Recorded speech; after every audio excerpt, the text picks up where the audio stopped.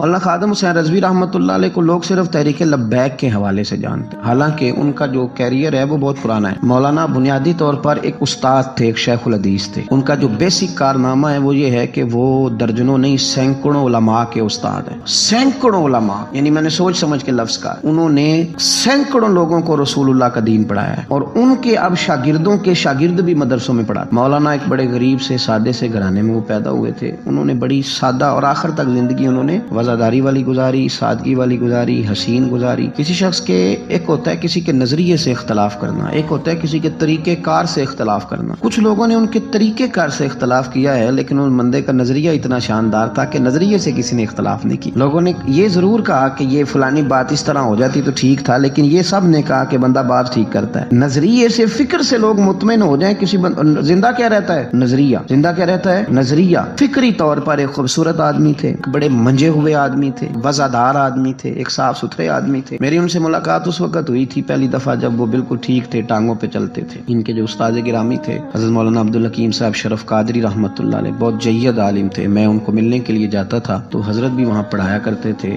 لاہور جامعہ نظامیہ میں، تو وہاں ان سے پہلی ملاقات ہوئی۔ پھر انہوں نے جو جماعت سب سے پہلے بنائی تھی اس کا نام تھا انجمن فدا یعنی ختم نبوت۔ اس جماعت سے انہوں نے کام کا آغاز کیا، اور بڑے اوائل میں، بڑے شروع میں انہوں نے ختم نبوت کے تعلق سے مختصر سے کام کا آغاز کیا، اور بڑی جلدی ان کا کام پھیل گیا۔ مکی پیر مکی دربار میں یہ اوقاف کی مسجد کے سرکاری خطیب تھے، لیکن حضرت ممتاز قادری صاحب رحمۃ اللہ علیہ کی شہادت پہ انہوں نے سرکاری ملازمت چھوڑ دی۔ اس کے بعد انہوں نے بڑی محنت کی، بڑی جد و جہد کی، بڑی کاوش کی، بیمار اور معذور ہونے کے باوجود بڑی کوششیں فرمائیں، اور بڑے نڈر تھے، بڑے بے باک تھے، بڑے خوبصورت تھے۔ سب سے بڑی بات یہ تھی کہ سکہ عالم دین تھے۔ جماعت کسی بھی سیاسی جماعت کے پاس اتنا تگڑا بندہ نہیں جس طرح کہ حضرت مولانا خادم حسین رضوی صاحب۔ میری ان سے تسلسل جیل جانے سے پہلے میں ملا، جیل سے آئے تو پھر ملا۔ میں گرچہ ان کی جماعت میں کبھی شامل نہیں ہوا، لیکن فکری طور پر ان سے جو کہ پہلے کا ایک تعلق تھا، ابھی بھی 24 اکتوبر کو پچھلے مہینے کی وہ گجرات جا رہے تھے تو کچھ دیر ہمارے پاس رکے، اور دیر تک وہ باتیں کرتے رہے، اور دیر تک ان کی میں باتیں سنتا رہا۔ پھر وہ مجھ سے کچھ سوالات پوچھتے رہے، میں ان کے جواب دیتا رہا۔ پھر اچانک جو ہے وہ کچھ دن پہلے خبر ملی کہ ان کا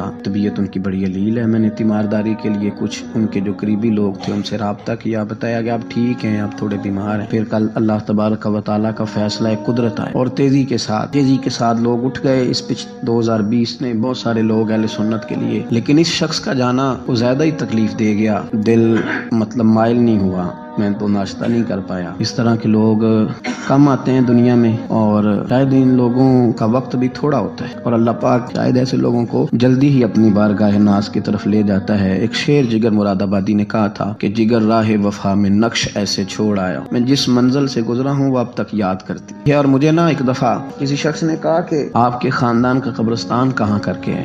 لوگ لکھنے والے جو لوگ ہوتے ہیں وہ پوچھتے رہتے ہیں کہ اس بندے نے کیا وصیت کی ہے، تحریری والے لوگ۔ تو میں نے انہیں کہا کہ قبر بھی بانی جائے گی۔ تو مجھے کہنے لگے کہ کس طرح کر کے پتہ چلے گا؟ تو میں نے کہا تے اکھاں جدو میٹیاں تے پھر زمانہ مینوں روے، اپنا تے اپنا بیگانہ مینوں روے گا، تے جدو نہ میں دسیا میں خارا نوں میں خانے وچ، پھر جام ٹوٹ جان گے میں خانہ مینوں روے گا۔ کئی لوک لوک رون گے تے کئی بک بک رون گے۔